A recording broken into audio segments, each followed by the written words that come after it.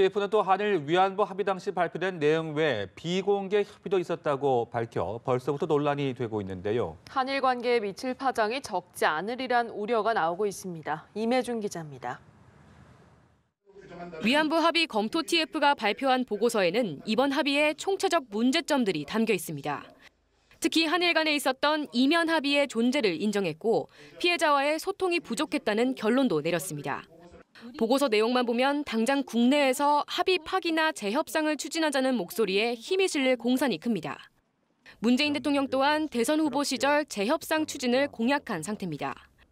그러나 상황이 그렇게 간단치 않습니다. 무엇보다도 국가 간 합의에 대해 민간기구에서 낸 보고서가 어떤 구속력도 발휘할 수 없다는 한계가 있습니다. 일본 정부 역시 재협상 절대 불가를 외치고 있습니다. TF가 아닌 한국 정부의 향후 대응을 지켜보겠다는 겁니다.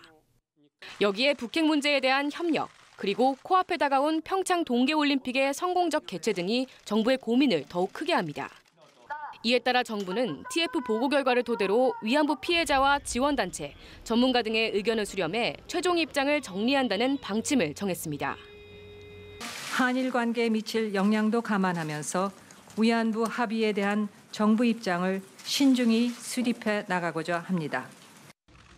앞서 강 장관은 일본을 방문해 고노다로 외무상과 만난 자리에서 위안부 TF 결과와 정부 대응은 별개라고 설명했습니다.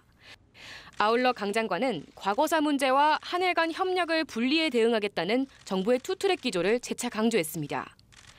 위안부 합의에 대한 정부의 최종 입장은 현실적으로 평창 동계올림픽 이후에 나올 가능성이 크며 한일 관계 발전이라는 큰 틀에서 새로운 변수에 맞게 조정될 가능성도 큰 것으로 전망됩니다.